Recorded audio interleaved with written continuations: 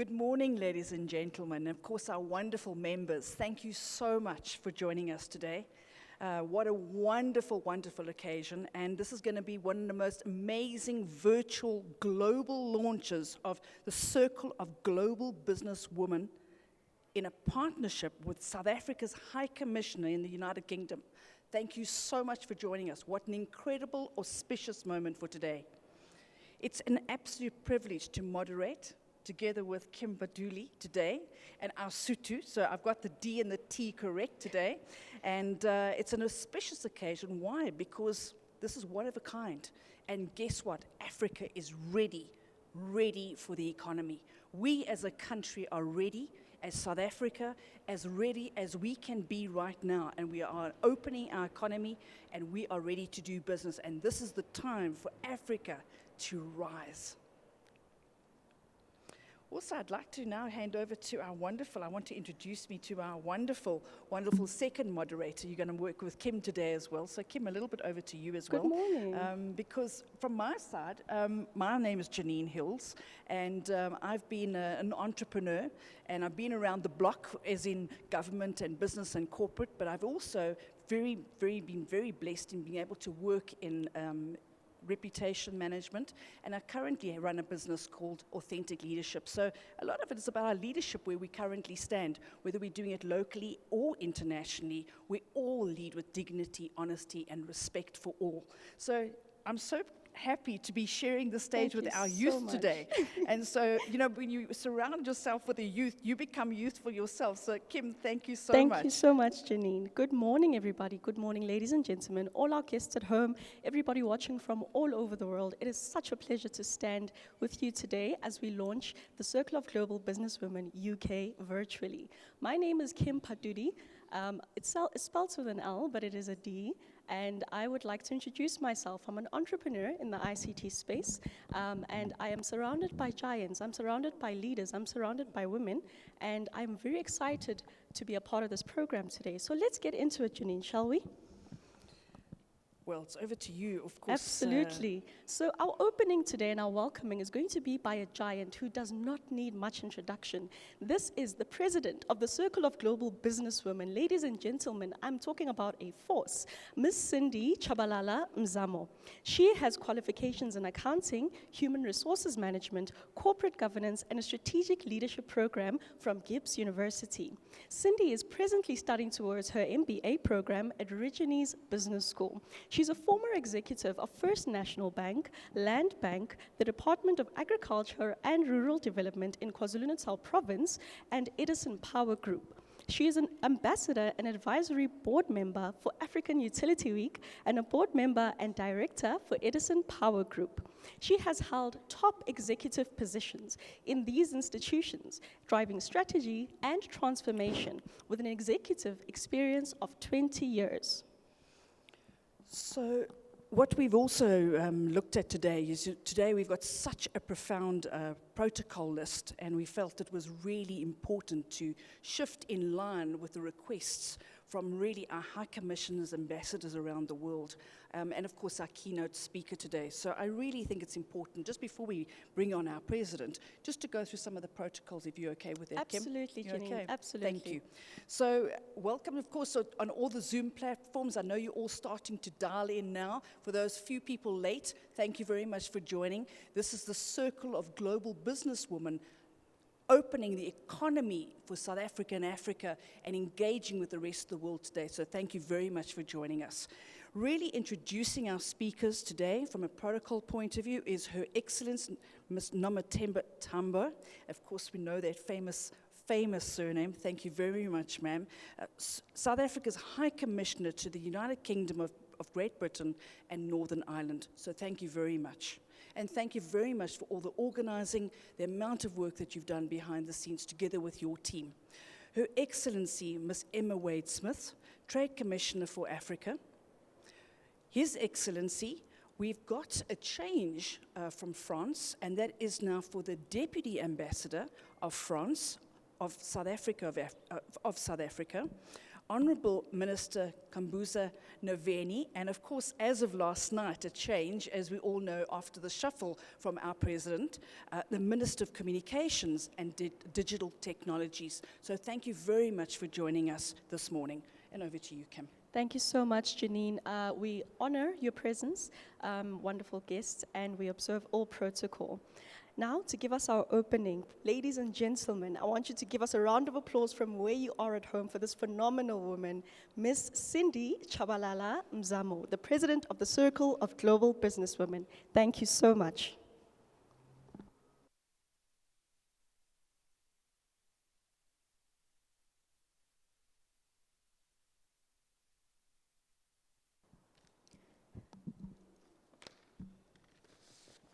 Thank you very much for the introduction, all protocol observed. I'd like to greet all the guests that are connected globally. Good morning, and some other parts of the world is good evening. Today, as we launch the Circle of Global Businesswomen globally in the UK, we are standing on the shoulder of Mama Charlotte Maxeke, celebrating her 150th birthday. And the South African government has declared this year as the year of Mama Charlotte Maxeke. Long live Mama Charlotte Maxeke, long live. We are humbled to launch globally under the spirit of this gentle giant who stood the test of times and made education as fashion in those days and priority in her life. She led with dignity and integrity. Today we are saying the Circle of Global Businesswomen, the Charlotte Maxekes of today, must arise and take their rightful positions in global markets and lead with integrity and dignity. The Circle of Global Businesswomen believes that as leaders, we must play our role and lead in this unpredictable world of the pandemic. And that's the only way out of mediocrity and highway to growth and greatness. Today, the impact of COVID-19 is threatening those hard gains that is women globally we fought for, led by the UN Women. Women are also among those affected by the economic fallout of the current crisis. As the Circle of Global Businesswomen, we opened our offices on the 1st of July 2021. We assisted women to pivot in the storm, funded by the Embassy of France in South Africa. We saw 35 women graduating at GEPS University, funded by the French Embassy in South Africa. We saw women attending webinars, pivoting the storm, understanding, changing their business models, taking them to global platforms, taking them to digital platforms. We connected to women gentle giants globally. As I'm standing here in this platform, I'm proud to announce that I'll be a guest speaker in November in a powerful platform which is led by International Women Entrepreneurship Foundation, which is in 41 countries globally. Thank you, our President, President Maybeck from Cape Town Chamber of Commerce in the Western Cape for the partnership. And the Embassy of France in South Africa will continue to support the Circle of Global Businesswomen within the next coming 2 years with Business France and Amena Investments and International and connecting the Circle of Global Businesswomen members to the 15 countries in the continent, and also working with women in these 15 countries, and also coming up with exchange programs globally.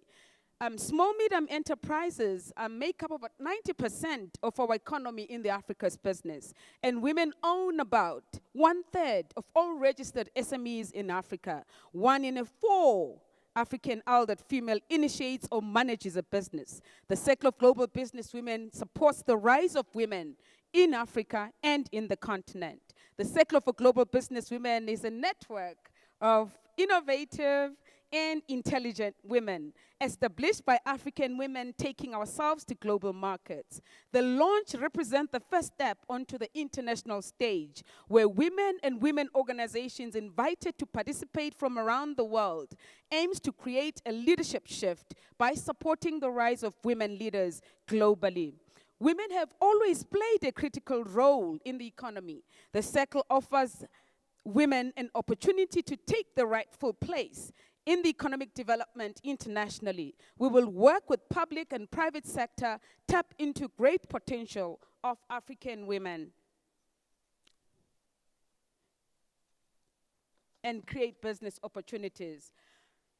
All of us, we know that we had marathon from Mexico to Paris Coalition talking about Generation Equality Forum. This is a very important mark since Beijing.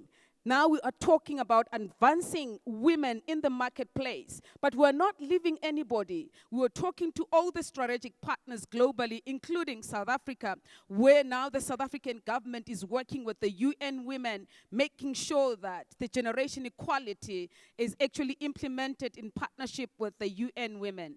As the Circle of Global Business Women, we would like to congratulate President Ramaphosa for setting aside the 40% on public procurement and the commitment of the private sector in terms of gender-based violence. That a very important step that South Africa has taken to make sure that women are recognized through the public procurement, but women are protected in terms of gender-based violence.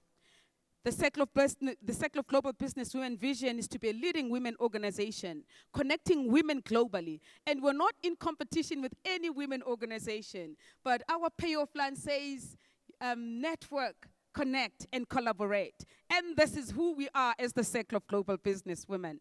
And Her Excellency Nomathemba Tambo, the South African High Commissioner in the United Kingdom, who has stressed the importance of creating expectations and opportunities. When you provide women the financial resource, create that opportunity so that they can get their product to market. And hence this partnership today with the South African High Commission in the UK. We applaud you, High Commissioner. We are proud of you, High Commissioner. Yes, South Africa is alive with possibilities. Yes, South Africa is ready for investors to come and invest in South Africa. Thank you very much, Your Excellency. The empowerment of women is not only a developmental issue, it is very much an economic issue. Countries and organizations and institutions recognize that changes are happening globally, and we're taking the steps as the Circle to ensure that they participate in emerging markets. We will more fully reap the economic benefits of their investments. In conclusion, I'd like to refer all of us to Judges 4, verse 4. I mean, the powerful woman who's Deborah. Deborah was the only female judge in Israel. Deborah managed to listen to God, and God gave Deborah the battle plan to release the children of Israel. And today we are saying in global markets, we need the Deborahs of today that will rise, will take up their rightful positions and work with their presidents in their member states and work with private sector in the member states to pivot the storm, to make sure that women are placed in the rightful position. I choose to challenge women in leadership to take their rightful position. And remember that God is raising a generation of women who are willing to embrace His vision in the nations when we pivot the storm in the global crisis. Women must rise and take up their rightful positions. Women of vision have a courage that enables them to conquer and overcome in situations that seem unconquerable. This is who we are as the Circle of Global Business Women. We believe that we will conquer in the midst of the storm. Yes, there is life after the pandemic. Women of vision see the invisible. Women of vision hear the inaudible. Women of vision believe the incredible. Women of vision think the unthinkable. Women of vision do the impossible. And that's who we are in the global markets. I salute the gentle giants that have connected globally today and say, long live the spirit of Mama Adelaide Tambo, long live the spirit of Mama Albertina Sisulu, long live the spirit of Mama Empanate Mbeki, long live. And to my mother, Mam Zanele Mbeki, thank you very much for the journey, for polishing me as a rough diamond and to be a real diamond, to touch women globally today as I stand in this platform. And thank you very much for the love that you have shown us as women's movement across the continent. As I sign off and thank everybody, I'd like to say that South Africa is open for business.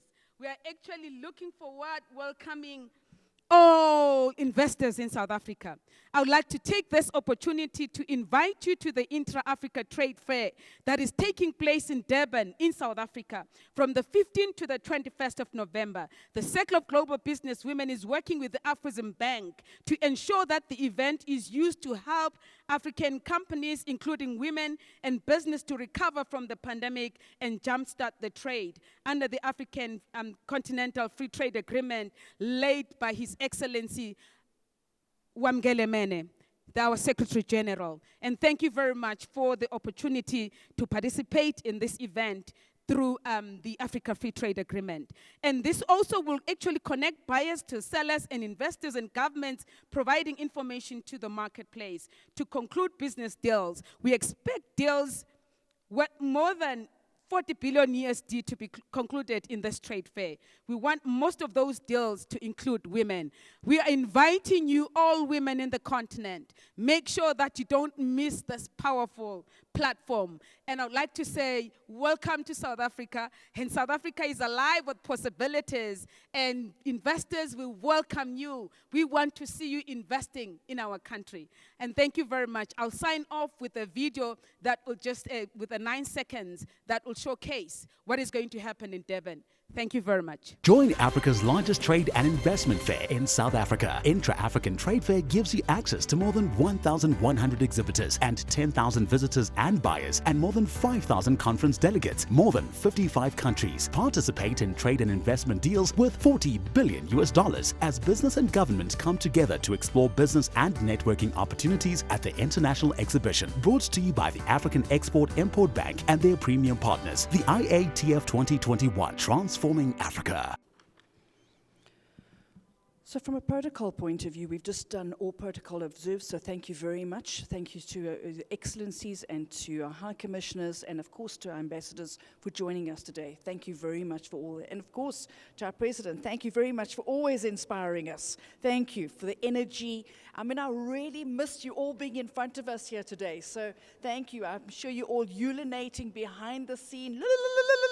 Absolutely. To our president for, first of all, bringing in the energy and making it happen and really, really inspiring us. Absolutely. Look, Kim? the market is open for business and women are at the forefront. Impossible is nothing. This is our time to take up space, and our president has just affirmed us of that. I am absolutely excited. I'm absolutely elated, and I encourage all young people to participate and take part as the future of business on the continent and on the planet. Thank you. And you know, I think the days of women getting the crumbs in these deals are over. Hey, Kim? Absolutely. Undoubtedly, I think we've got enough power and enough knowledge and skill to really be in the forefront of signing these deals. And we have enough support, Correct. right? We are here gathered today with so much support from our stakeholders, from our honorable guests, and this is the time to maximize on that support and be a part of it, honoring the work that our great people have done, the foundation that they have laid, and to walk on it for greater heights. I am absolutely looking forward to the rest of this day. This has been power-packed so far. Thank you. So I really hand over to Her Excellency, Ms. Nomathemba Tambo, South Africa's High Commissioner to the United Kingdom and, of course, Great Britain and Ireland, as we've said. So, ma'am, over to you. Thank you so much for your grace today. Good morning to all our distinguished and esteemed guests. G.D. Anderson said, "Feminism isn't about making women stronger. Women are already strong. It's about changing the way the world perceives that strength." I am so privileged to be able to speak amongst a panel of such women. I remember meeting Cindy some years ago when the vision of the Circle of Global Business Women was still a new concept. I was struck by her passion for seeing South African business entrepreneurs find their space on the international platform of change makers. Her vision was reminiscent of the power from whence Cindy comes. South African women who have helped forge and carve out in our history moments that have been truly iconic, memorable, epic.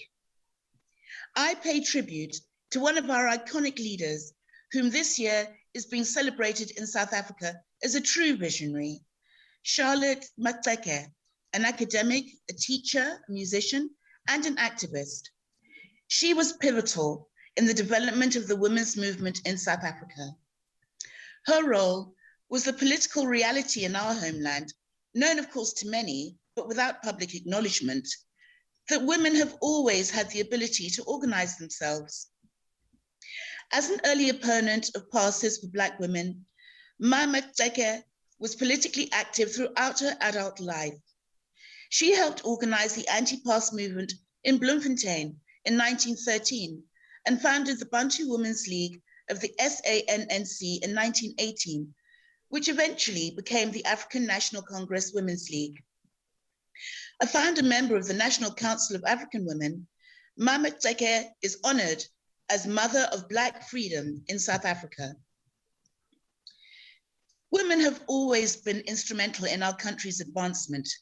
They played a crucial role in the struggle and ushering in our new democratic order. Her legacy gave birth decades later in 1956 to South African women from the length and breadth of our country, coming together from different races and creeds and 20,000 strong, marching bravely against the pass laws. This month, we honor their heroism, which turned the course of history. They stood against the authoritarianism of the unjust system and the triple yoke of persecution of race, class, and gender. They marched for freedom, equal representation, land rights, and direct access to justice. They marched carrying their children on their backs, our future generations, where they stood and sang, "You strike a woman, you strike a rock," a saying that has come to represent women's courage and strength in South Africa. In 1995, at the 4th Women's Conference in Beijing, the Beijing Declaration and Platform for Action was adopted. Women and the economy was highlighted as one of the 12 critical areas. 189 governments signed the document and committed themselves to undertaking concrete action to address specific objectives towards enhancing women's positions in the economy. This was a watershed moment that is with us to this day. Change had been mainstreamed.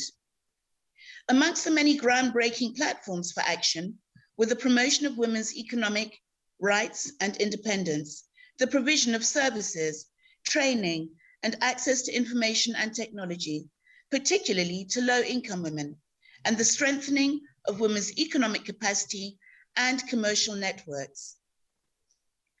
Whereas we have seen change in the past 26 years, with women in the fields of agriculture, engineering, science, medicine, manufacturing, and even heading up some Fortune 500 companies, all of which would have been unfathomable in the past, we are far from achieving equal access to economic resources. Despite some progress, obstacles to women's full and equal participation, including the lack of an enabling environment, persist. To try to address these obstacles, President Jacob Zuma strengthened the country's response to women empowerment by establishing the Ministry of Women. South Africa also saw the introduction of the Gender Equality Bill and the Employment Equity Act to further economic freedom. It is crucial that we understand and appreciate that women's economic empowerment is central to realizing women's rights and gender equality. The 2030 Agenda for Sustainable Development and the goals set forth therein, specifically Goal 5, to achieve gender equality, Goal 8, to promote full and productive employment and decent work for all, and Goal 10, on reducing inequalities, can be unlocked by empowering women in the economy and closing gender gaps. It is important to note that GDP growth stimulated by the increase in female employment does not necessarily or automatically lead to a reduction in gender-based inequality, whereas conversely, gender gaps cost the economy an estimated 15% of the GDP. There is huge importance in the education of women as a contributing factor towards our economic empowerment and more inclusive economic growth. The die is being cast now for our daughters and our granddaughters and the economic realities and opportunities that they will face. In 1968, at the Morogoro Conference of the ANC, my father, Oliver Reginald Tambo, spoke about the role of women in the struggle. He encouraged them to answer the call when he said, "Your role does not belong in the kitchen. It belongs to the front line of the struggle." Today, our struggle has taken a different form. We are fighting for gender equality, economic strength, and the acknowledgement of the indispensable and undeniable role that women play in society, including in the workplace. A luta continua. The struggle continues, ladies. Victory is certain, and I thank you. Thank you so much, Your Excellency. We are honored to have you today, and indeed you have given us words of encouragement, you have given us wisdom, and you have given us nuggets to go home and practicalize in our own lives. This platform is empowering, and as a young woman today, I am empowered, not just by word, but I know that I can go out and have a meaningful participation in the global economy. Next, we're going to have another powerful, wonderful woman, a gentle giant in our midst, a very humble, yet so striking woman, and we have Her Excellency, Ms. Thenjiwe Mtintso, who is South Africa's ambassador to the Kingdom of Spain. Thank you very much, Her Excellency. Thank you, program moderators. Ladies and gentlemen, all protocol is observed. I can see there in South Africa, it's lit, as the young people say. On behalf of the South African Diplomatic Corps in Western Europe, please allow me to add our voice of support to the launch of the Circle of Global Businesswomen in Western Europe under the fitting theme of the role of women in the global economy. Congratulations to the Circle of Global Businesswomen and to their powerful president that we've just listened to. The South African High Commission in the United Kingdom and High Commissioner Nomathemba Tambo in particular for this initiative of breaking barriers amongst women and gender-sensitive men and building global movements across countries. Patriarchy knows no boundaries or borders, and therefore we need united actions and strong organizations within and across countries to challenge patriarchy in all its manifestations. This launch is an indication that women are coming forward in Africa and in the whole world with their cleaning detergents through doors, through windows, or whatever opening to clean the toxic mainstream in the boardrooms, financial markets, business spaces, governments, parliaments, diplomatic corps, everywhere. With their formidable spirits, energy, and vibrancy, they are roaring into these decision-making spaces with exuberance, propelled by such songs as Ayaduma Makhosikazi, Ayangena Ephatheni. Women are roaring into power. They know that being in power is their right, as the song correctly says, Elilungelo lelakho dade. Sister, this is your own right. Above all, they are guided by the African philosophy of Ubuntu, humanness, which is underpinned by, amongst others, such values as care, support, solidarity, generosity, respect, and recognition of the human interdependence and interconnectivity.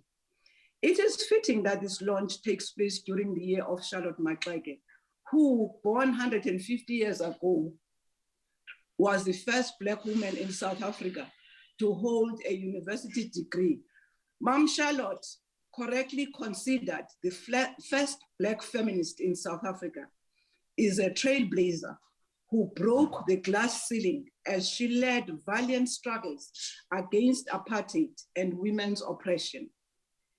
This launch also takes place when the whole world is faced with multiple and intersecting pandemics of COVID-19, patriarchy, exploitative economic social systems, gender-based violence and femicide, with devastating impact on especially women and girls, leading to what the UN Secretary General, Mr. Guterres, characterizes as, I quote, the millennia of patriarchy.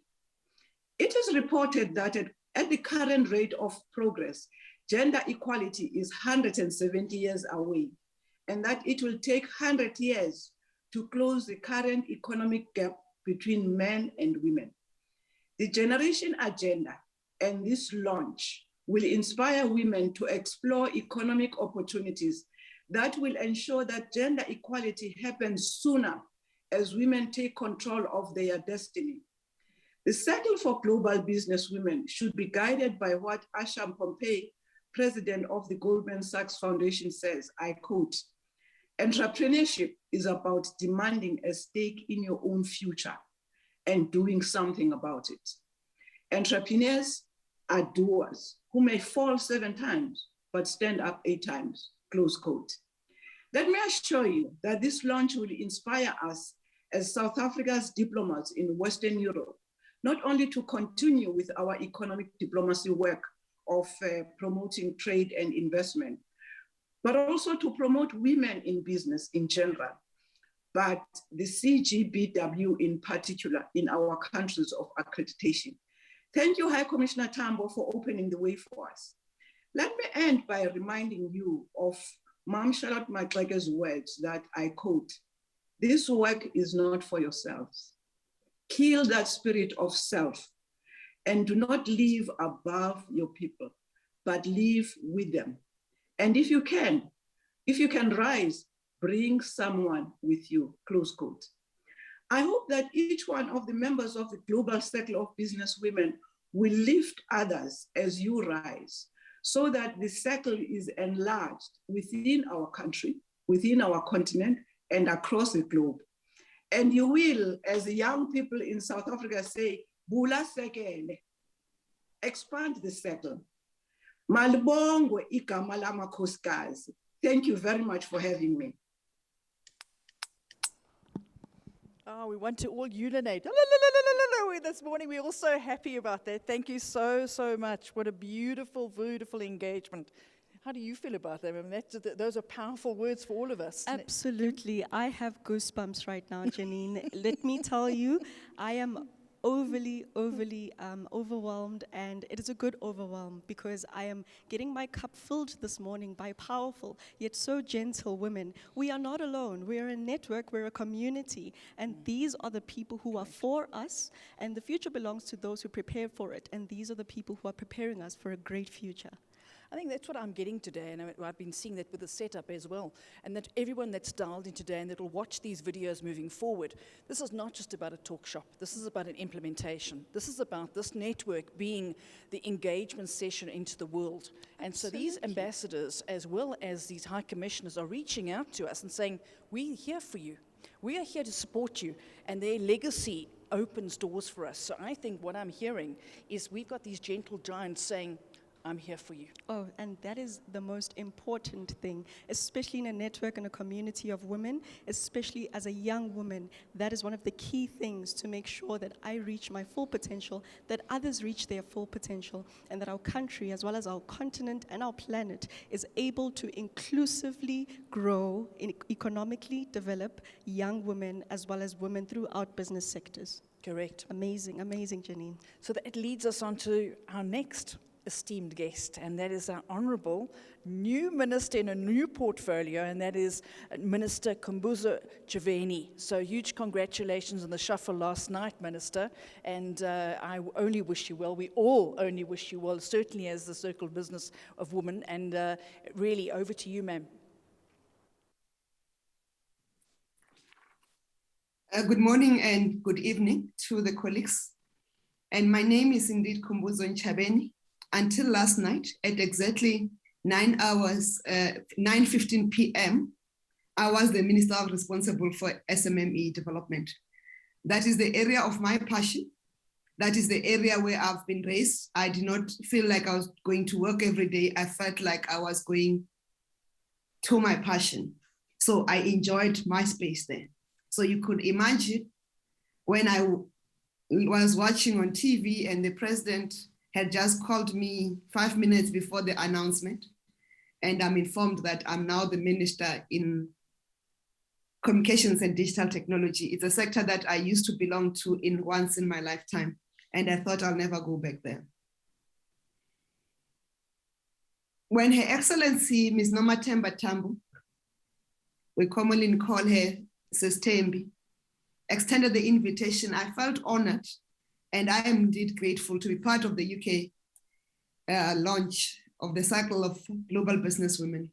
And I'm also grateful that I'm sharing a stage with generations of women older to me, that when I was appointed minister, a young minister, and the first-time minister for that matter, they reached out to me and supported me and offered their support, and they've been there throughout, because that's what starts the network of women. That's what enables the network of women to succeed. So I'm really honored, and I don't want to single them out by name, but most of them are here, and I'm very honored for sharing the platform with them. I thought I must focus my contribution on this discussion to the work we have been doing to advance meaningful women participation in the global economy, in particular those in the SMME sector, because the SMME sector is the easiest where women can enter businesses and meaningfully participate. When His Excellency President Ramaphosa in 2019 State of the Nation address committed our government to a 40% procurement from women-owned businesses, I was then thrust with the responsibility of saying, practically, how do we achieve that? Because when you go to industry, when you go to government, they'll always argue that you don't have women enterprises. They can't find them. They make those excuses, which are not, for me, very genuine, but it's intentional to continue the exclusion of women. So we thought we need to develop a concept, which was later announced by the president, and we copied this concept from the International Trade Center, a member organization of the UN, and there is a She Trades. So we renamed it She Trades ZA, She Trades South Africa. Our focus in She Trades South Africa, we did two things that is unique to South Africa. One, we requested that instead of just doing enterprises that are 1/3 owned by women, we must focus on enterprises that are 50% plus one owned by women, and also 50% plus one managed by women. And we put that platform to create a network of women-owned businesses, but to also support women startups that will come through in the range. And we are going to launch that She Trades ZA now on the 25th of August through the Department of Small Business Development. But we continued with the work since 2019 and 2020. We did not want to launch it before we knew we had sufficient numbers of women-owned businesses. As we speak today, we have already registered on the platform over 5,000 women-owned enterprises that are meaningfully doing businesses in the country, but also being linked to the continent and also to the global economy. And when we launched the She Trades, the other thing that confronted us is you can do enterprise development, you can do funding. If you cannot provide access to market, you are not going to make an impact, because women can have products, they can have services, but they will not have access to market. And how do you create that network? So with our program of access to market dedicated for SMMEs in the Department of Small Business Development, we then prioritize supporting women-owned enterprises into getting access to markets. We started at retail, and we started on products that are women-owned. And our women, not women-owned, women used predominantly. For instance, on skin and beauty, we took a challenge to say we want to commit ourselves to support at least 200 women-owned enterprises and young women, for that matter, to have access to market. And to date, as we speak to you, we are glad to report that 39 of those enterprises have already been placed on markets, and they're doing well. When you go to Clicks, Pick n Pay, Shoprite Checkers, Dis-Chem, you can name them. You would have Masodi on the spa, you'll have Masodi body, hair and body products. You've got Portia M, you've got Lindy Wear Pads, you've got floor sanitary products, you've got a number of them that have been supported through us. And we are glad that we even moved beyond supporting them at a regional level. They are participating at across the national stores. And we've just launched another one called Demicel across 80 Click stores in the country. And this gives us confidence that we can have women participating meaningfully. We also targeted another sector, which is clothing, textile, and leather, where young women are doing magnificent work in terms of putting products and addressing the country and making magnificent clothing. And with that, we then started to work with the clothing retailers, and the Foschini Group has come to the party. We are talking to Mr. Price, and we continue to place those products on the market. And our commitment is that it's not only about placing them on South African markets, it's also about making them accessible to the global value chains so that they can participate meaningfully. Our argument is that the empowerment of women, or the fight that we are committed to of gender-based violence and the reduction or elimination of gender-based discrimination, can only be achieved if women are participating meaningfully in the economy. And our view is that when we cannot, as women, be invited to the table, we must remember that we are the cooks, therefore we must set a new table. And we have committed ourselves to setting a new table for women empowerment in the country. As I move into the ICT sector, which is a sector that is the new economy globally, and we move the country into the digital economy, I intend to work with the teams that are already in place to continue to bring women in the ICT space in that forum. We're committed to get the women in the ICT space to also participate in SheTrades and also lead the way in digital, in techs, in fintechs, fin markets, and all those things that are happening to drive the new economy, so that South Africa and Africa in general, we are not left behind when the new industrial revolution takes place, which has then, we were propelled to it in any case by the global pandemic of COVID-19. So as I conclude my input in this discussion, I want to just report to this platform a feat that has been achieved by a young woman in the country. This week, South Africa, the Medupi power station was brought fully online.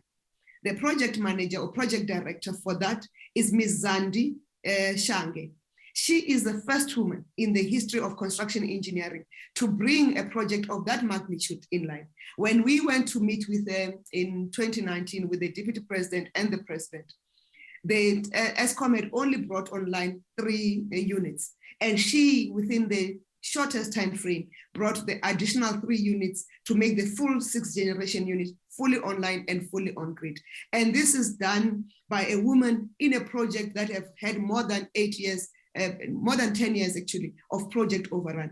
And I think the place of women is not only in the kitchen, but is in that table. And if that table is not big enough for ourselves, we must set it up. We must set a new one that is big enough for ourselves. We are there in manufacturing furniture. I'm sure we can make a new table and bring the cycle bigger. And we commit as a government to continue the path of partnering with institutions and organizations like the Global Cycle of Business Women to make sure that women find not only their rightful place in the table, but also be on top of the food chain in the global economy. Thank you very much, and thank you for this invitation and the ability to participate.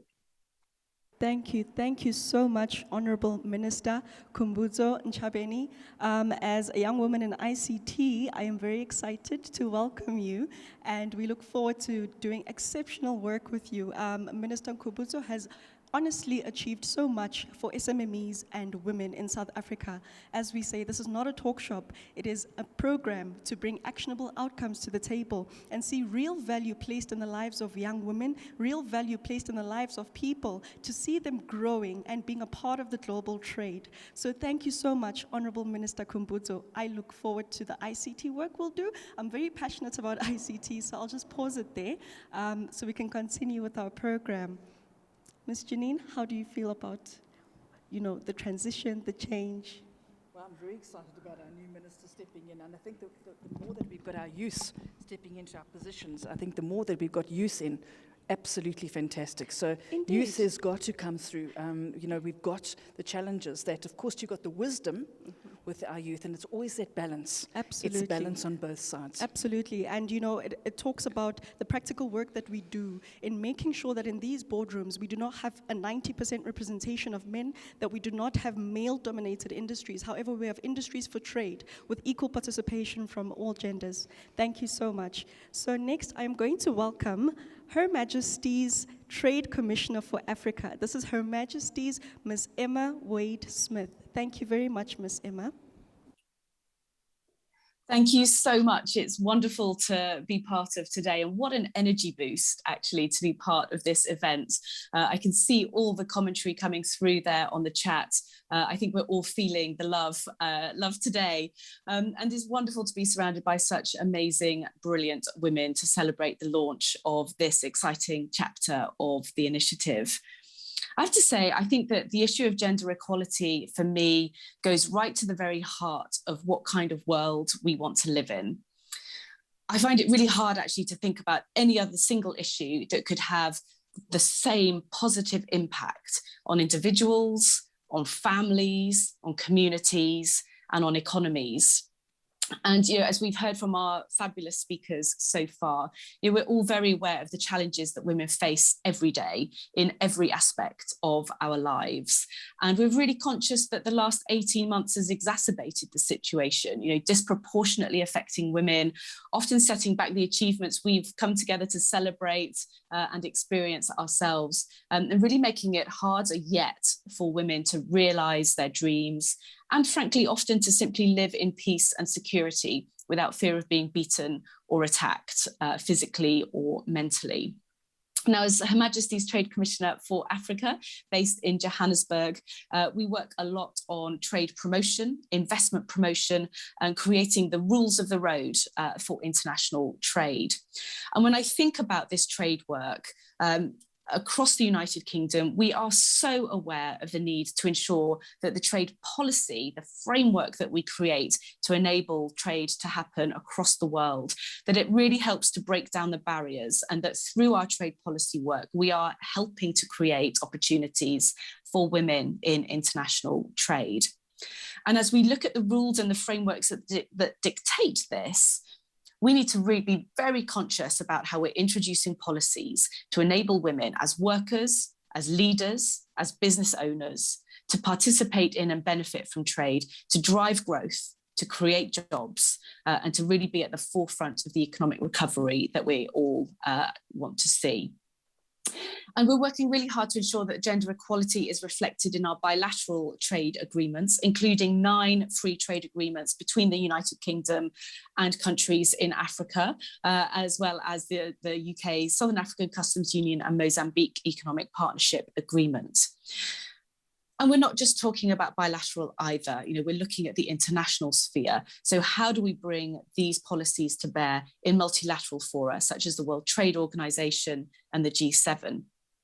So, you know, at the G7 summit just a few short weeks ago in Carbis Bay in the UK, we had the leaders of the G7 and we had South Africa's President Ramaphosa there as well, endorsing the trade communique, which had come out of the trade ministers' pillar of activity. And for me, that was important because it recognised the importance of trade and gender equality, and indeed committed to some really ambitious activity at the WTO informal working group on trade and gender. Now, this international leadership is really important, of course, but it is not sufficient to effect the change that we want and need to see. And that's why the UK is also working to directly support women at the grassroots level, all across the world, and particularly in Africa and South Africa. In Africa, for example, the Commonwealth Agenda created a She Trades programme, and through that we've supported over 3,300 female entrepreneurs in Africa, including in countries like Nigeria, Kenya and Ghana. And our support has really helped them to grow those businesses, to make them more competitive, to make them internationally focused. And it has supported to the generation of over 32 million British pounds in sales of goods and services in the last 3 years.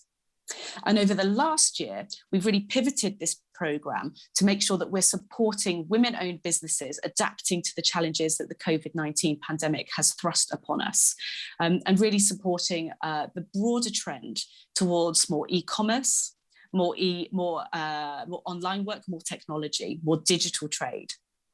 And helping women to develop these skills in technology, I think, is really crucial, both in response to the challenges posed by the pandemic, but also to make sure that we are addressing the gender divide and establishing ourselves for the fourth industrial revolution, so that we don't get left behind in the fourth industrial revolution, as we saw discrimination occurring in the first, second, and third industrial revolutions from a gender perspective. I mean, it's really important, I think, to address the gender divide around internet usage and digital literacy. And we see that particularly between men and women, and particularly in countries, in developing countries. So as part of this, the UK government has been setting up tech hubs. We have 3 across Africa, including 1 in South Africa, really focused a lot of their support around helping women and girls get into the tech space. So to understand what we mean by tech, to learn about tech, to grow the skills, to really kickstart a tech dream, and to build the tech giants of the future. Now, Africa is the only region in the world where more women than men choose to become entrepreneurs, with women powering the economies across the continent to a greater degree than elsewhere in the world. And yet, women in business face more constraints than their male counterparts, including, really significantly, more limited access to capital and markets. So one of the keys to making a positive, lasting difference and creating more jobs in Africa or across the continent is really by addressing this gender imbalance between business leaders seeking investment. And this is why at the UK Africa Investment Summit in January 2020, we made sure that we had a number of gender-focused events to really shine a spotlight on the need for gender-smart investment. And I have to say, it doesn't matter how many people I talk to and how many times this is explained to me, I still remain baffled as to why investors continue to ignore the very clear evidence in front of their eyes and on their balance sheets that investing in women-owned and women-led businesses is more likely to generate a better return on investment. One more reason why we need more women in private equity and venture capital and in financial services sector. Because if you can't be what you can't see, as the saying goes, for me, it's self-evident that you're less likely to invest in what you don't understand or recognize. So, groups such as the Circle of Global Businesswomen are absolutely key to leveraging the power of partnerships to make big things happen for women in business, to find impact-driven solutions to challenges such as investment and new market access for Africa's high-growth women entrepreneurs. We need to build these networks, we need to create the policies, and we need to find the support structures that ensure that female voices are heard, female talent is nurtured, and female innovation is celebrated. So my congratulations to all the organisers, and I wish you all the success that you dream of in progressing this crucial issue. Thank you very much indeed for allowing me to join you today. I love technology. I love technology. It's best friends with Murphy's Law. Murphy's Law technology, absolute best friends. Absolutely. Well, you know of everything. And it's just been confirmed as well with the High Commissioners as well, so the Trade Commissioners, so thank you. So thank you very much. I think that was a very, very powerful talk, and I think what I really loved about that is a confirmation, once again, that investing in women-owned businesses undoubtedly shows a higher return on investment. Absolutely. So we're seeing and hearing this more and more, and it's a fact. This is not an illusion. This is not a rumor. So any investors, this is not a rumor. It is confirmed. Invest in women-owned businesses now. Absolutely. I am absolutely for that, Janine. And I do believe if you invest in a woman, you invest in a community. If you educate a woman, you're educating a nation. Women are multipliers, right? So if you want to see a return on investment, make your bet on a strong woman today. I do believe that Ms. Emma has really given us some great points, some great nuggets of wisdom. And when it comes to developing countries, you'd find our socioeconomic challenges are so specific to young girls who are expected to stay at home and take care of the domestic work that would be taken care of at home, while the boy child gets to go out, go for extramural lessons, goes to learn new skills. And that is one of the gaps that needs to be addressed. And it's initiatives such as these that can grow to the grassroots of communities and bring these young women up from their very homes, from their very bases, to empower, support, and encourage them and make them investment ready too. So thank you. I think that really leads us into our next speaker. I think time is of the essence, and we need to be very conscious of that. And thank you, and huge respect to everybody, of course, dialing in as well. Be very conscious of your time. I'd like to hand over now to our His Excellency, the Deputy Ambassador of France. Thank you so much for your time, Emmanuel Souquet. And so thank you very much for dialing in this morning, sir. Are you online? No, thank you so much. Dear Madam Minister, Madam Executive Director of UN Women, Madam Secretary of State in the British government, all protocol observed, dear friends, it's actually quite a humbling experience for me to be, if I'm not mistaken, the first male speaker this morning among such a circle of powerful women. So it's, I think it's a very powerful testimony of the power of women today and of course more globally.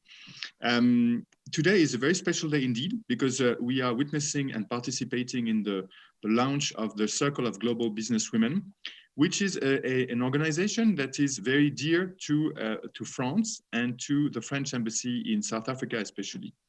Indeed, we have actually supported and accompanied this organization, the Circle of Global Business Women, from the start since 2019, because as France and as urgents of new entrepreneurs, new leaders, and especially women leaders. So this is programs that we have developed in South Africa, but also across the whole continent. And today is quite a landmark, actually, because it's a further step, it's a global step in the life of the Circle of Global Business Women. There were actually previous steps in that journey. I can remember when 44 young South African women graduated from the Gordon Institute of Business Science based in Johannesburg. A couple of months ago, they had followed a 6-month program in leadership to help expand their skills. And it's actually this training that most especially the French Embassy has helped set up with Gibbs Business School. So today for us, it's quite moving to see now the Circle of Global Business Women moving forward, going to the global stage. Now, if you allow me, I'd like to state a part of the mission statement of the Circle of Global Business Women. I quote the mission statement: "The organization aims to create a leadership shift globally by supporting the rise of women leaders globally, embodying a female wave of change and a power circle of women leading that change." That is rather bold, but I think that's exactly why we are here today. And in this statement, I think there are 3 key points that we want to keep in our minds from that statement of the Circle of Global Business Women. First key point, I would say, is on empowerment. It's important to recall that women are keen entrepreneurs across the world and in Africa especially. There's an estimate that 24% of women who are of working age in Africa are actually entrepreneurs. This percentage, although it's of course not enough, and we all agree on that, is still much larger and much higher than in any other regions of the world. In Africa, on the African continent, it is estimated that women create from 12 to 14% of the GDP of the continent. And this is despite the fact that they mostly operate in the informal sector. But of course, looking at these figures only make you think and see again that it is not enough, that everywhere you look at, women and more broadly people who do not identify as male still have fewer economic opportunities than men. And actually, I think encouraging women's entrepreneurial mindset can leverage a lot of economic and social impetus. It's about economic justice, of course, but the effects of women's empowerment are actually manifold. It's about reduction in gender-based violence, reduction in poverty and inequality, empowerment and dignity. The second key point, I believe, from the Circle of Global Business Women is connecting. Networks are key for young entrepreneurs. It's true for women, it's true for any kind of entrepreneurs, of course. When you only have an idea in your mind, turning it into a business model, getting it off the ground, keeping your business alive, requires a lot of help. It requires a network. It requires to be able to pool resources, whether it's skills, whether it's information, whether it's financial resources or contacts. And this is exactly the purpose of the Circle of Global Business Women. And third, I would say, the third key point of this circle is to create a global leadership shift. This is fundamental. And this year and the previous year have been actually pivotal years in that regard for that shift. Last year, we celebrated the anniversary, the 25th anniversary of the Beijing Declaration for Women's Rights, which was a real milestone in that journey, in that struggle. And this year, Mexico and France co-hosted the Generation Equality Forum to celebrate the 25th anniversary of the Beijing Conference, of course, but to go much beyond towards gender equality and concrete empowerment of women. And actually, the challenge is still very much ahead of us. In fact, a study by the World Economic Forum just indicated that the COVID-19 pandemic may have delayed progress towards gender equality by 36 years. It's huge. So it means that this leadership shift will only happen if women and men, and I think this second point is absolutely key as well, if women and men at all levels and from all walks of life push for this change and make sure to lift up other women while they do. This is a task, this is an objective that France will definitely remain committed to, and starting with women's entrepreneurship. So this is why I want to warmly congratulate the women taking part of the Circle of Global Business Women, and I wish them every success. I thank you. Thank you so much, Deputy Ambassador. Thank you very much. And, you know, we always love hearing that beautiful French accent, so thank you very much. It can certainly smooth any woman's heart, so carry on, carry on. Thank you so much, Ambassador. Over to you, Kim, really from your side. I know you've got a lot of comments around what's been said around the IT section and the inspiration of what's been had. Absolutely. The fourth industrial revolution is not a code word. It is here, and we need to fast track our participation on a global scale. You know what's very interesting, what I'm hearing and feeling today is the action. And you know, we've got a president that's mama action. Absolutely. And I must say, you know, I've worked with Cindy for many, many years, and I've known her as a person of action. And I know that a lot of the commitments that have been done today, I'm sure her ears are burning, which is right behind us here, for those that can't see us on screen. And that is, we're going to see this actually happen in action. Absolutely. We will track the impact. We will be able to measure the sizable impact that the outcomes of today's program has made. Correct. Exactly, and that's the key thing. And I think it's a lot up to us to step forward, to make contact with the office, and to reach out and say, what can we do? How can we help? What can you help us with? And move forward. So this is really about taking in the launch, saying what can we do to make happen around it, and the ambassadors and high commissioners and leaders and trade commissioners around the world are saying, we're here to open the doors with you. Absolutely.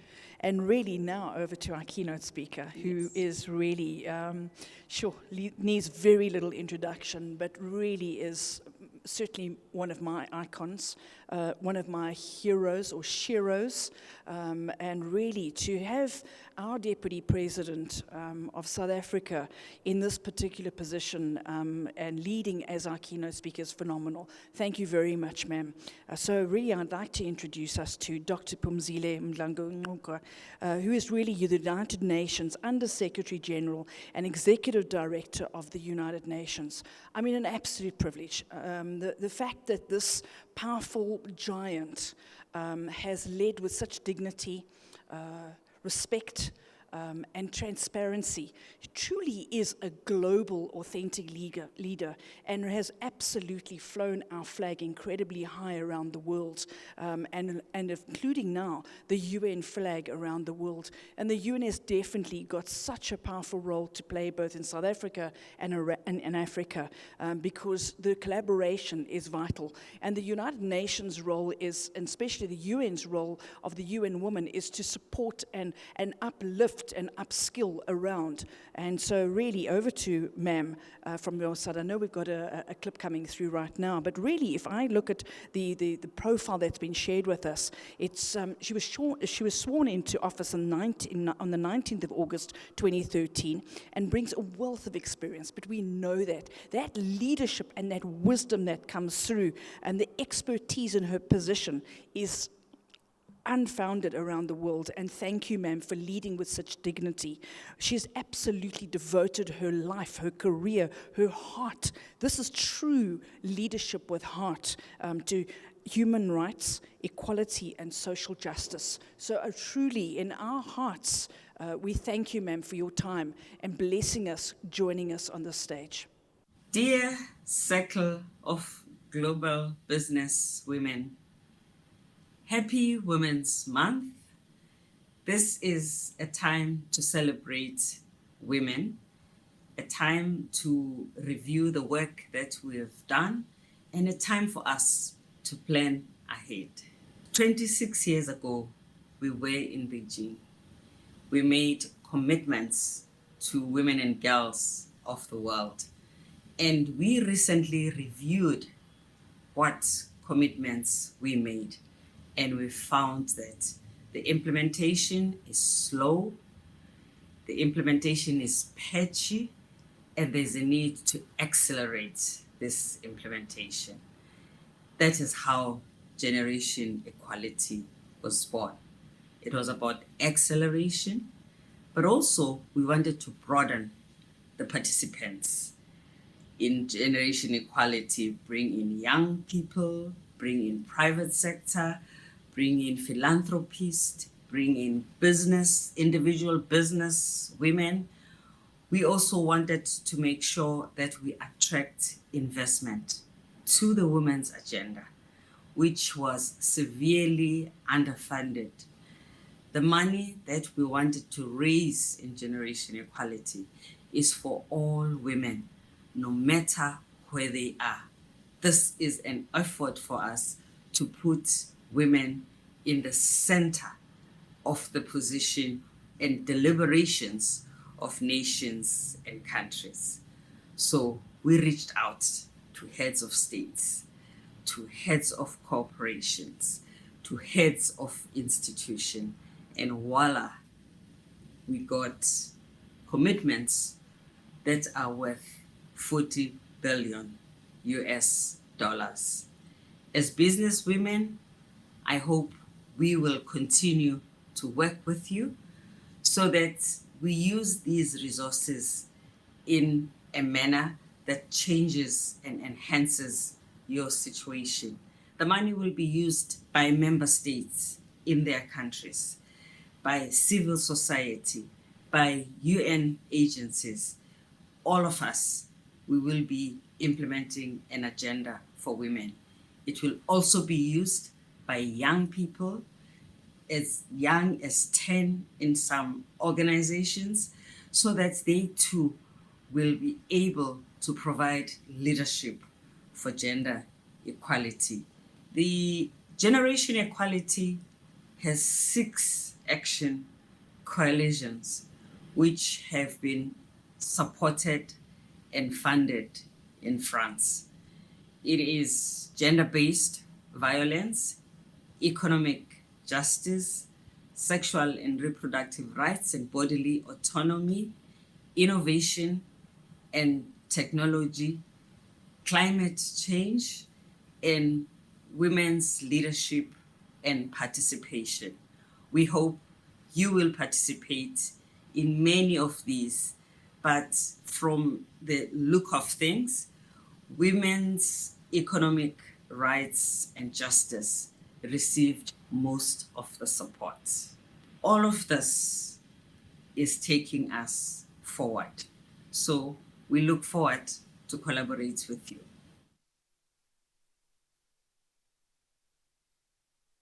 Gentlemen, that is Phumzile Mlambo-Ngcuka, one of the most dynamic South African women I have come to know, and one of the fierce forces that fight for gender equality in our world. Absolutely amazing. Mem has really led around the world and flown our flag very high. Indeed. And I tell you, the work that's been done supporting our presidency, and also on the ground, through UNICEF, the UN Women, really the phenomenal women. I know they've even got a program with tech. You'll be interested in this, Tech Young Girls. And it's been a huge success. So the impact of the UN and certainly UN Women in our country is phenomenal. And that's because we've got giants like this sitting in New York City for us on our behalf, opening those doors. So I thank you, ma'am. Absolutely. Thank you so much, Janine. I just want to remind everybody who's watching virtually, online, on our YouTube page, on any of our social media platforms, please do leave your comment. If you're from a different country, pop in your flag, give us a wave, and let us know that you're here with us, because we definitely honor having you here, and we are very grateful that you've spent this time with us to launch the Circle of Global Businesswomen UK. Moving on to our next powerhouse speaker.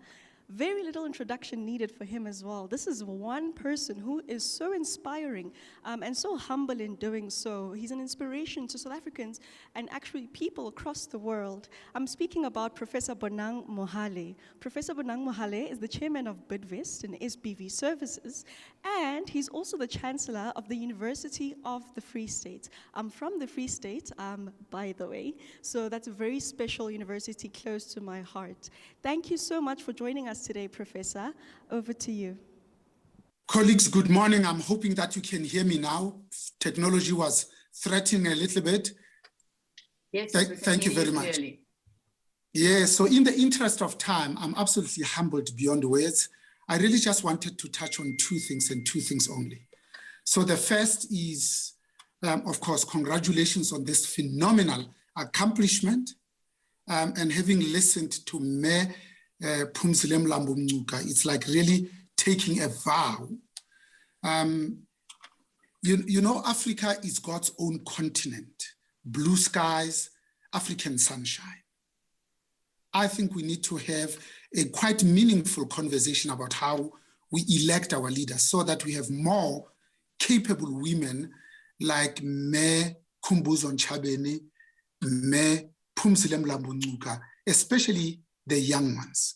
The two things I really thought as my injects will be, we can't have this conversation and pretend like South Africa has not just gone through the most horrendous 2 weeks in July.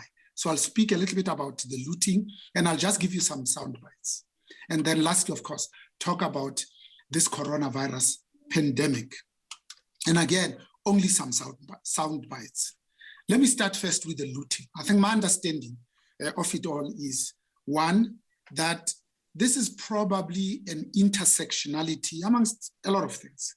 But let me just touch on three. The ethno-tribalism that was whipped up at the most inopportune moment, because what South Africa has actually done and indeed succeeded in doing is we have avoided the pitfalls of tribalism that we have seen north of Limpopo. Secondly, I genuinely believe that it was rampant criminality. More than 90% of the people that participated in the looting were just pure criminals. The arsonists, the insurrectionists, the thieves, because that's what they are, who agitated and orchestrated for this. And we talk about the dirty dozen. I think they must all be dealt with and they must spend their time in prison. Because what they've done is really take South Africa back 20 years. The last piece, I think, is the most important one that all of us accept. One, that this was desperate actions by people who didn't have any other option. The desperate actions is almost understandable. One, because we were just beginning to survive the 9 wasted years of state looting. We were already in a recession. Moody's did not help by downgrading us below investment grade in joining S&P and Fitch. We are now on average probably 3 levels below investment grade. But being South Africans that we are, absolutely sustainable in the short term to ensure that we are resilient in the long term, because resilience in Africa is much more than the food, water, energy nexus. And one could understand, because how did this manifest probably in the 3 months leading up to this? We were already seeing inequality that was widening, racism that was at an all-time high, Black graduates roaming the streets hopelessly, public education that was collapsing, public health care that was continuing to fail the poor and the vulnerable, and critical infrastructure that was laying barren and to waste. Lastly, lawlessness had become an epidemic. So I'm absolutely emboldened that we have investors today, people who believe in the continent of Africa, but also in South Africa in particular. Because I think the actions of the president last night in announcing a new cabinet and taking a bold step of touching on 2 security clusters at the same time in a year that was initially scheduled for local government elections, a year before an elective conference. That was very brave of him indeed to move the Minister of Defense and then to take closer the State Security Agency to report to the presidency like in most developed countries in the world. Lastly, maybe a word or two just around the coronavirus pandemic. By the way, the 5th State of the Nation address by President Matamela Cyril Ramaphosa, he gave us the 4 foremost overarching priorities. And the very first was we need to defeat this coronavirus pandemic. The second was, of course, let's make sure that we accelerate our economic growth. The third was we need to implement the socio-economic reforms so that we create sustainable jobs in order to deliver this notion of an inclusive socio-economic growth. Because if the economy is not growing, very soon we'll be talking about the redistribution of poverty, not the redistribution of wealth. So the pandemic, we've always wanted to do 3 things. And we've spoken, I think, quite adequately about 2. How do we save lives? We went into lockdown so that we give ourselves a little bit of time to make sure that our hospitals are ready, the oxygens are there, so that when this thing hits, that we are indeed prepared. Secondly was about preserving livelihoods, because we knew that we were going to lose 10 times more people from hunger and starvation, closure of businesses than actually from the pandemic. The piece we didn't emphasize enough, that's only now coming to the fore, is how then do we break the chain between the coronavirus cases on the one hand and deaths on the other. And you can only do that by massive vaccine rollout programs. Vaccine rollout was always going to be a race, because the country that can say we are now free of the pandemic and have indeed achieved and attained herd immunity will reap the pent-up global tourism demand. For us, it genuinely matters because pre-COVID, we had 10.2 million people visiting our shores. The contribution of the tourism and hospitality industry was 9.8%. During the first week of national lockdown, that number of tourism went down to below 3 million. and the GDP contribution was 7.5% and going down. Therefore, herd immunity is defined as 80% of the population that has already developed antibodies to this virus. The president rightly set us a target of 67% herd immunity. That's 40 million South Africans. That's an entire adult population. Had we started in January like he had decreed, we ought to have been inoculating at a rate of 100,000 people a day, every day. The then Minister of Health, Dr. Zwelini Mkhize, set us a target of 1.2 million frontline healthcare workers to be vaccinated by the end of March. March came and went. When we took the tally at the end of March, we had vaccinated 350,000, which we should have done in 3 days. Where we are now, I think we ought to be vaccinating anything from 350 to 400,000, because 100,000 a day in January meant it was going to take us 400 days or 13.3 months. So we need to accelerate that really as a matter of urgency. Lastly, I think what we are launching today demonstrates beyond any shadow of doubt why we need to submit and be led and develop, counsel, coach women as leaders. Because the pandemic has demonstrated beyond any shadow of doubt that the 8 countries where women are heads of state, including Germany, New Zealand, the Scandinavian countries, they dealt better with the pandemic than those countries that are led by men. Those companies that are led by women command higher multiples upon exit. They are more profitable and sustainable. They are best companies to work for, and the people who work there are actually happy. So imagine if we had more women leaders than the less than 24% that we have in South Africa, even though women constitute 51% of the population and only 4% of them being African women. Let me conclude just by saying education matters, because you know, when one steadily burns the midnight oil, one gains access to the domain of knowledge and wisdom, the world of meaning, the world that cannot be conquered without a persistent crusade.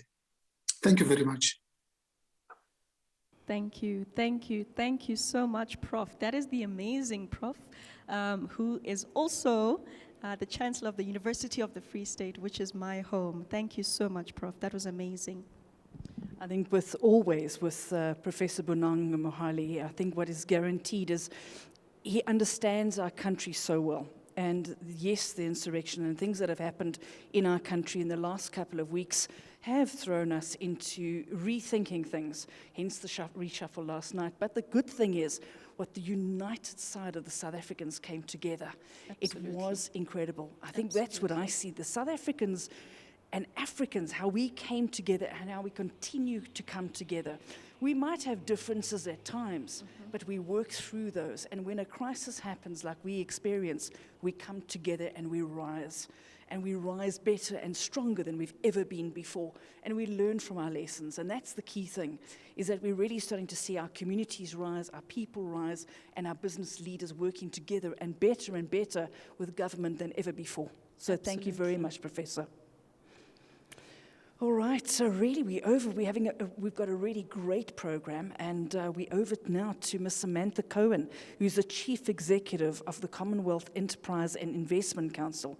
So thank you very much, Ms. Cohen, for joining us today. We really look forward to hearing from you. My name is Samantha Cohen, and I am CEO of the Commonwealth Enterprise and Investment Council. It is a great pleasure to be invited to contribute to this important conversation and to focus on the role of women in the global economy, particularly in the private sector. The Commonwealth's Charter recognises that gender equality and the empowerment of women and girls are essential components of human development. However, we know that progress has been very slow. Only 1 in 5 exporting companies is led by women.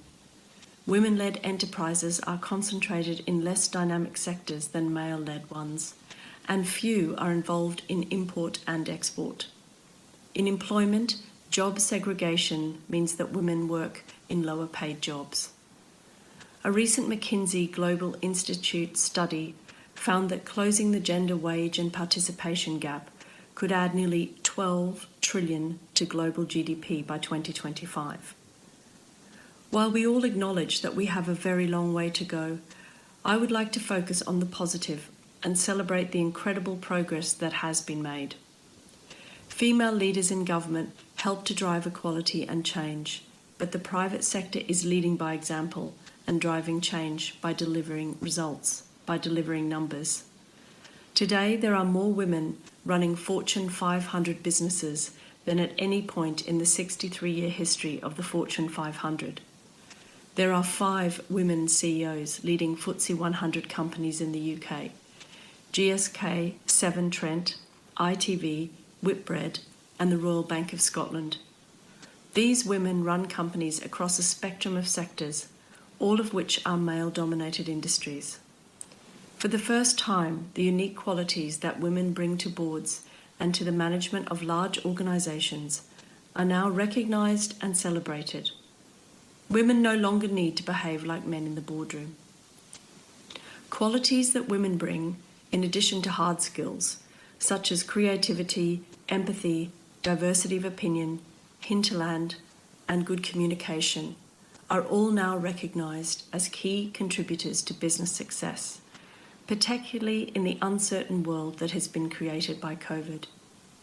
Women tend to support other women, and the appointment of women to senior business roles brings a wonderful chain reaction as they mentor, promote, and support other women within their orbit.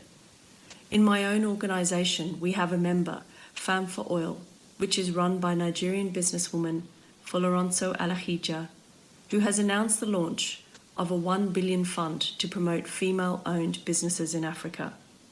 Mrs. Alahija, who is one of Africa's most successful businesswomen, has created Flourish Africa, a female empowerment platform designed to help women achieve their full potential. It is a place for both female millennials and adults to access information and the right networks that will enable them to grow in their chosen careers and businesses, while prioritising health and wellness. This is a unique package. The initiative will focus on supporting the entrepreneurial activities of at least 2,500 female-owned businesses through funding and structured training over a period of 5 years in Nigeria. Women supporting women in the private sector is a great success story.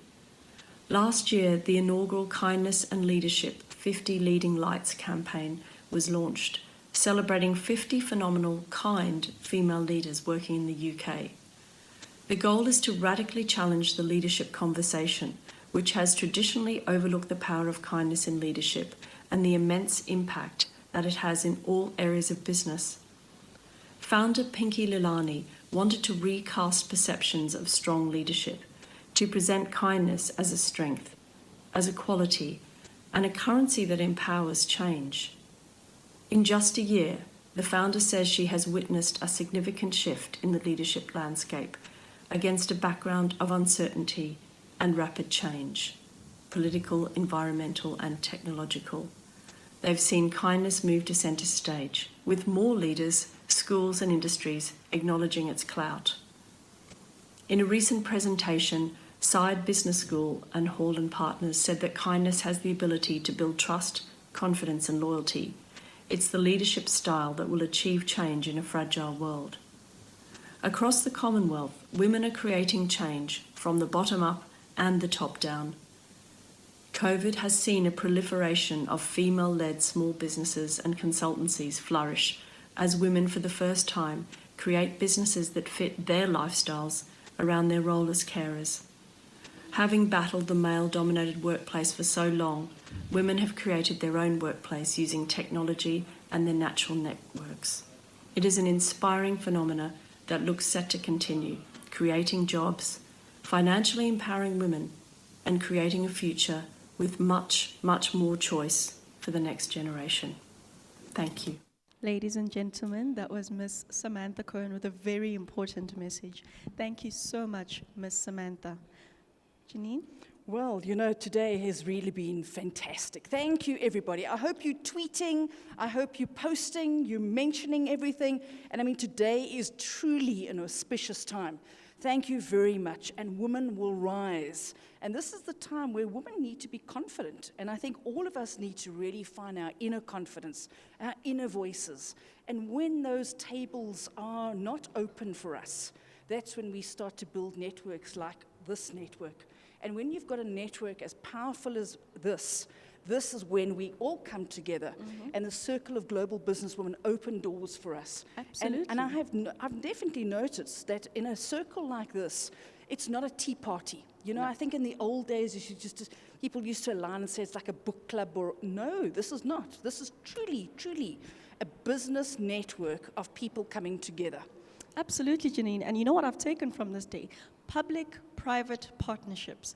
Everybody has a role to play. And when the private sector works with the public sector, when we've got policies and directives, when we've got programs of support and investment, that is when we'll actually see a real difference in our communities and in our global economy. I'm looking forward to all of the impact from this event. And as Ms. Janine has said, please comment, like, subscribe to the page, give us your thoughts, show us which country you're coming from, tell us what time it is in the side of the world that you are, because we are honored to have you today as our guests. Now, moving to our next amazing speaker, without any further ado, allow me to introduce Ms. Beverly LW Sun, who is the founder and the president of Asia Pacific Properties. This is in Hong Kong, in Shanghai, Beijing, as well as Guangzhou. She is a powerhouse. Thank you so much for joining us today, Ms. Beverly. Hello, everyone. It's a pleasure to be with you today from Hong Kong. Before I begin, I want to thank my dear colleague and friend, Her Excellency, Ms. Noma Tambo, the South African High Commissioner of the United Kingdom, for so graciously having invited me to participate in this important inaugural launch of the Circle of Global Businesswomen. The theme of today's conference, the role of women in the global economy, is one that is close to my heart. Have certainly, particularly because I have focused on women in the workplace, and particularly for women in leadership, which have been lifetime passions for me as I myself have lived and worked in the global economy. I was born and raised in diverse and beautiful Hawaii, attended and graduated university in Boston, and then nearly 40 years ago, put down my stakes in Hong Kong with my parents and 3 young children in tow. Soon after, I decided to launch a real estate and relocation business that would cater to the huge number of foreign workers and executives that were moving to Asia at the time. From the beginning, I realized that most of the people who were already in the real estate industry here were foreign-born men and a few women who knew little about the local culture, not the language, the social mores, or customs. But since I wanted my business to promote genuine international understanding and to promote women, I knew I would have to find and hire women who, with their lived experiences of the city, of its culture, language, social nuances, and more, could help newcomers understand and adopt to their new community.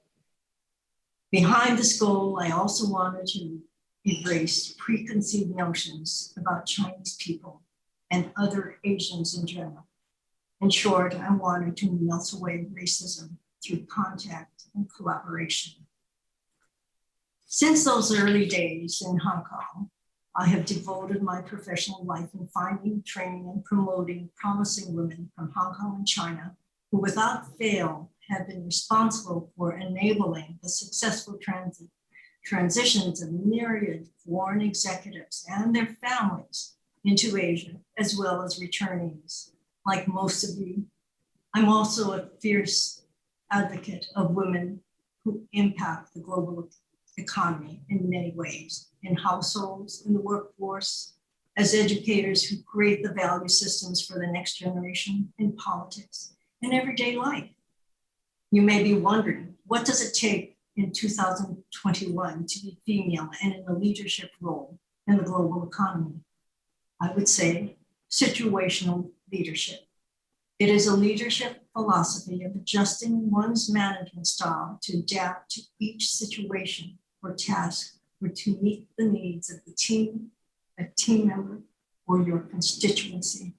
Primarily, it's understanding the notion that there is no one size fits all when it comes to leadership style.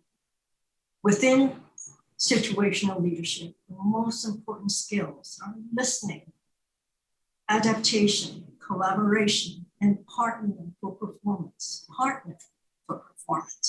A leader must always be open-minded, flexible, and have the adaptive skills and agility to change her leadership style depending on the situation.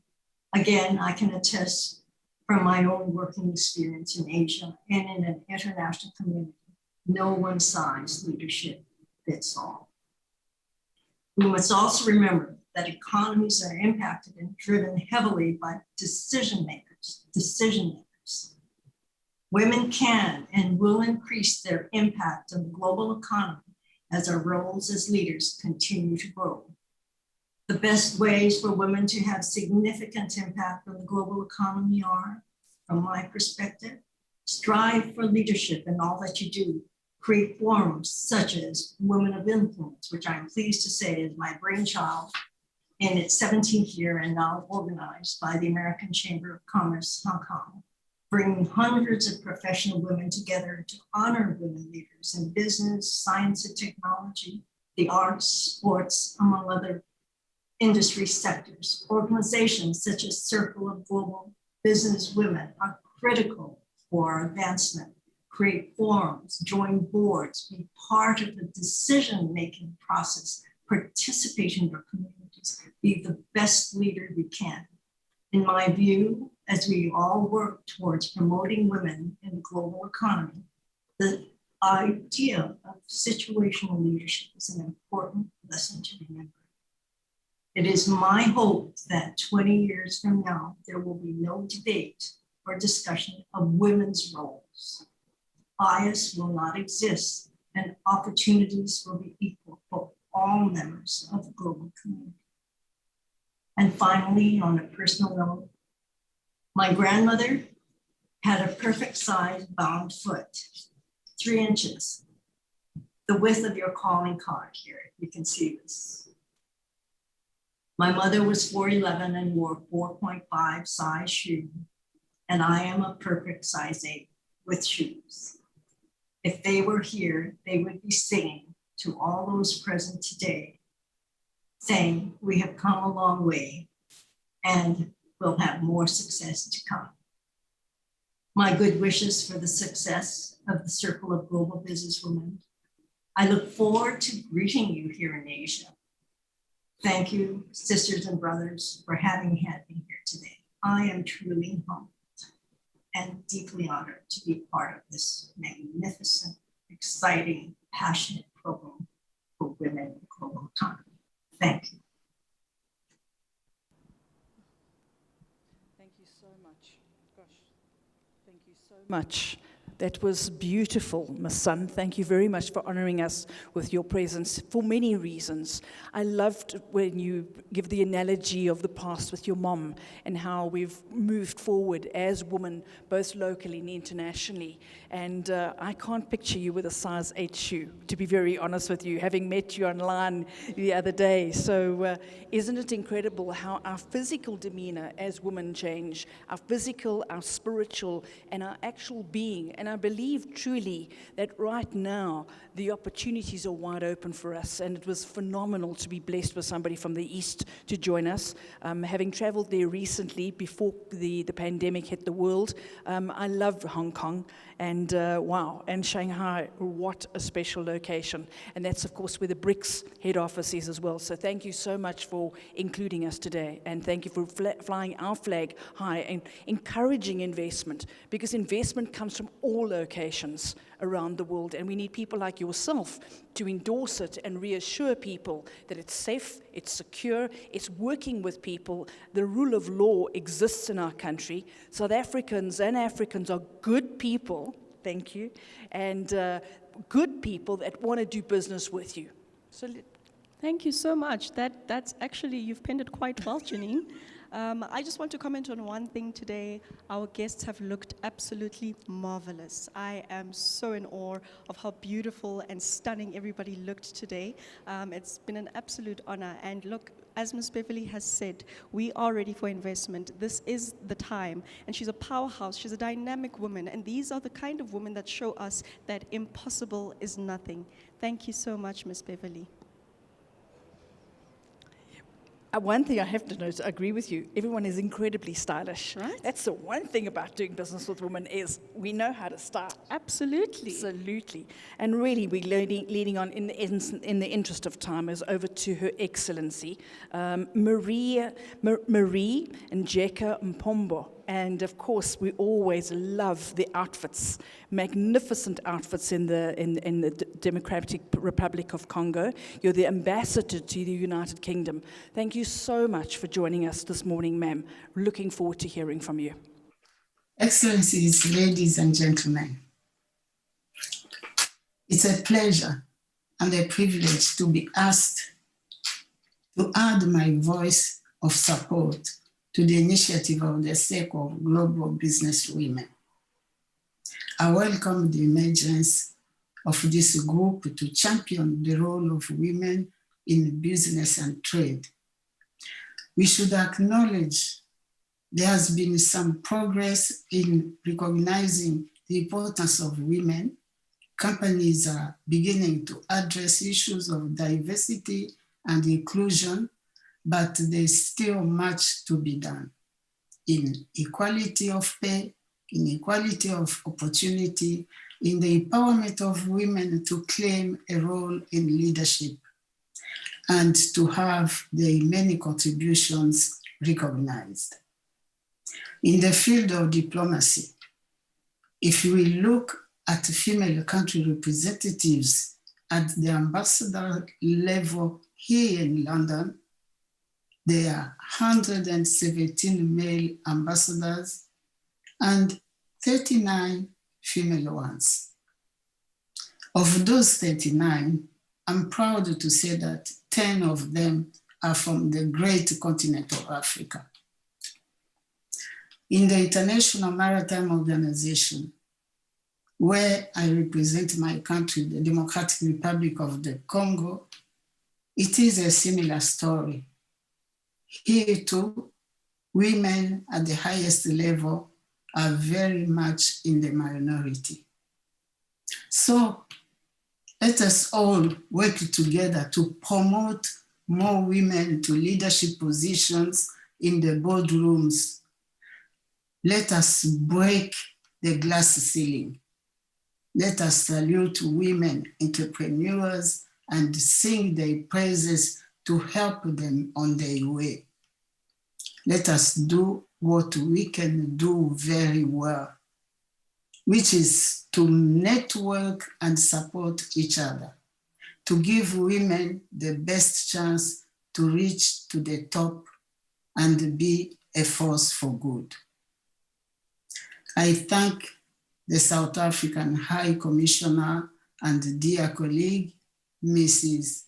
Nomathemba Tambo, for extending the invitation to me to join the launch of the Sake of Global Witness Business Women. Obviously, you are the witnesses of the World UK event, and I wish every success to the CGBW today and in the years to come.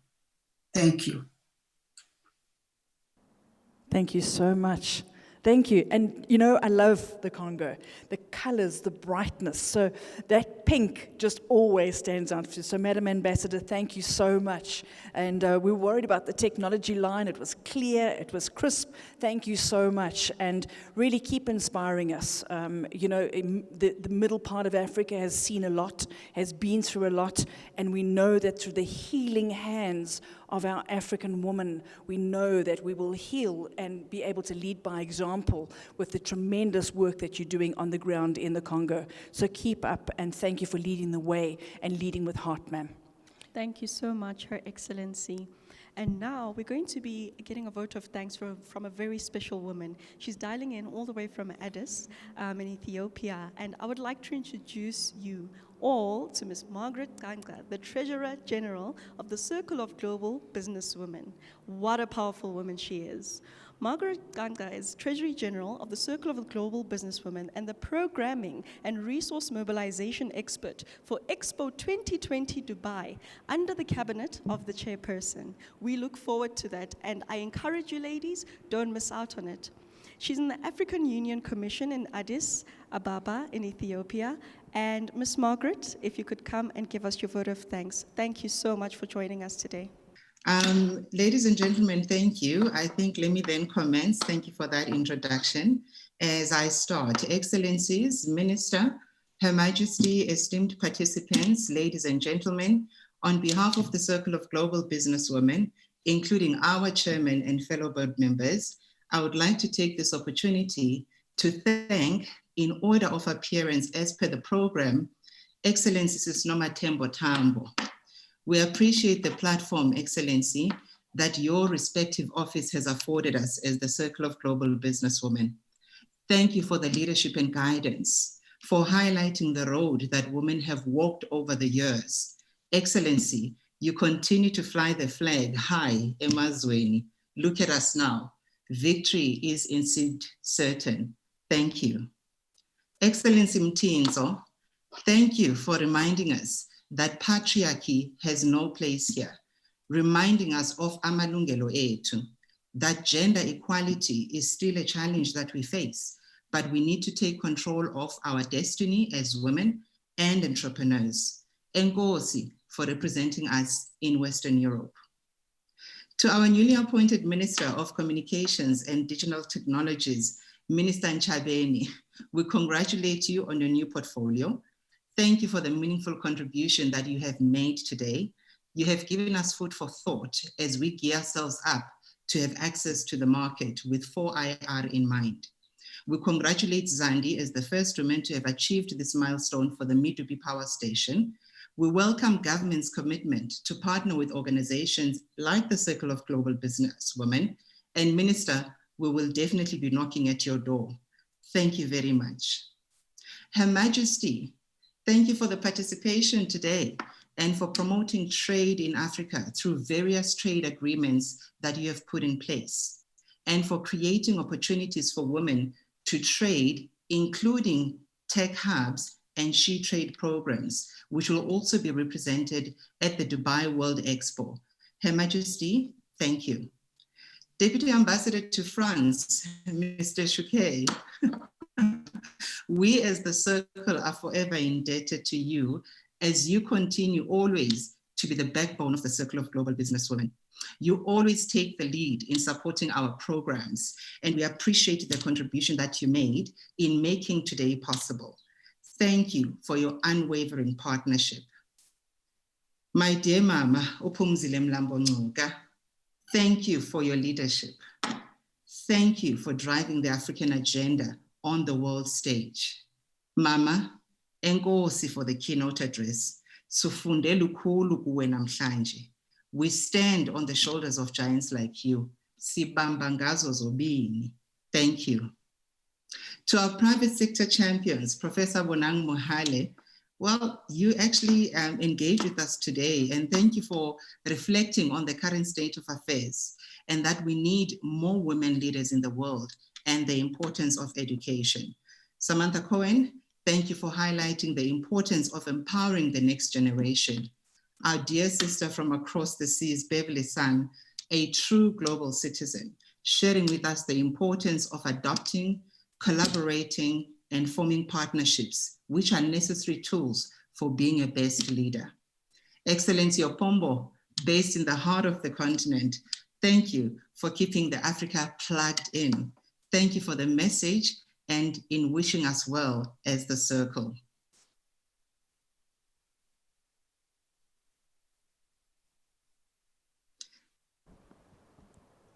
Global Businesswoman Cindy, we see your vision, my sister, and we are fully behind you as the members of the Circle of Global Businesswomen.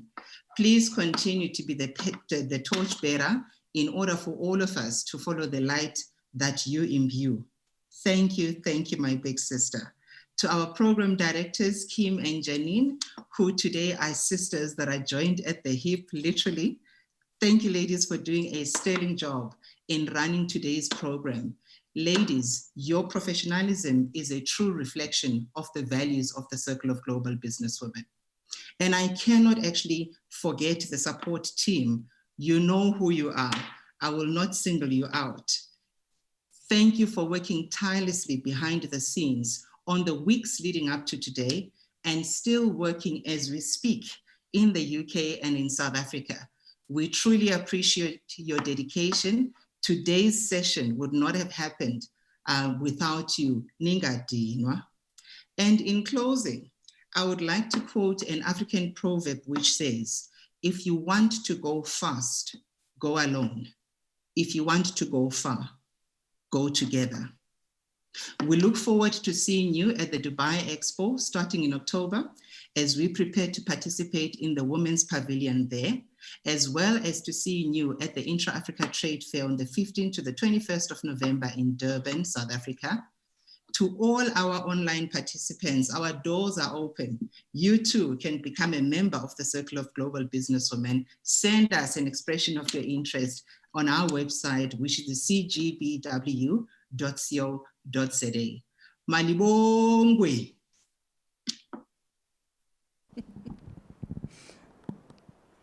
Don't you just love Margaret? Oh, don't you just love amazing, Margaret? amazing, And she's been in South amazing. Africa for so long, and now we've got her in the most amazing location in Addis Ababa, representing us in the AU. I think that's fantastic, and I think there's no doubt that the AU's got to start playing a very strong role, both in our global and international business and investment forums. So, Margaret, you've got a lot of pressure in your hands, ma'am. So do us proud and fly that flag and open those doors. And as a woman, lead with dignity and love like you normally do. So I wish you all the best, Margaret. Wonderful. This draws rather the conclusion of our launch today. I hope that you have all had a wonderful time. I am honored to stand on the shoulders of giants, all the giants who have been with us today, all of those who have been supporting us in the background, and all of those who are rooting for us to march forward and create a success of everything we lay our hands on. Janine, I am in awe. I am inspired.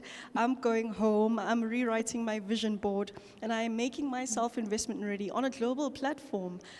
Look, I believe that today, the nuggets I would want to share with young women is for young women to take charge, young women to take up space, young women to prepare themselves for the opportunities that they seek. Because they say opportunity often comes disguised as overalls, and opportunity is just preparation meeting luck. So let us stay prepared. We have support, we have the platforms, we have powerful leaders with powerful visions, and I would like to encourage all of us to take charge, to step forward and make the most of everything that is available to us. We'd like to thank our dear President, Ms. Cindy, who has been absolutely amazing in organizing this wonderful occasion with our partners and our teams. And I would like to thank my co-host, Ms. Janine Hills. We've been in the background preparing to give you a good program today. And I would like to thank our wonderful technical team who have done so well today in making sure we look good on camera and making sure that we have all of our technicalities sorted on a global scale. COVID-19 has fast-tracked our 4IR, and we are connecting from all over the world, which is absolutely amazing. You've all done well. I am Kim Patudi, and it's been an honor to be with you today. Thank you very much. Thank you so much, Kim. This has been a first, and to work with someone with such inspirational youth dedication has turned my life inside out and upside down today. So what a privilege. And Ma'am Cindy, 25 years ago we worked together, and we're working together once again. An absolute honor and privilege as always. And being part of the circle, as well as the actual launch today, has meant so much to me personally, to truly see women, authentic leaders taking their space. Lead with love, lead with dignity, lead with respect, and most importantly, honesty and integrity. And when you lift that ladder up for other leaders around you, it fills your heart. And you know that when your heart feels full, you can help other leaders around you. So this includes our rural leaders, this includes our business leaders, this includes our government leaders. Wherever you may be, lead with your authentic self. And through that, you will create the impossible dream. Have a beautiful day.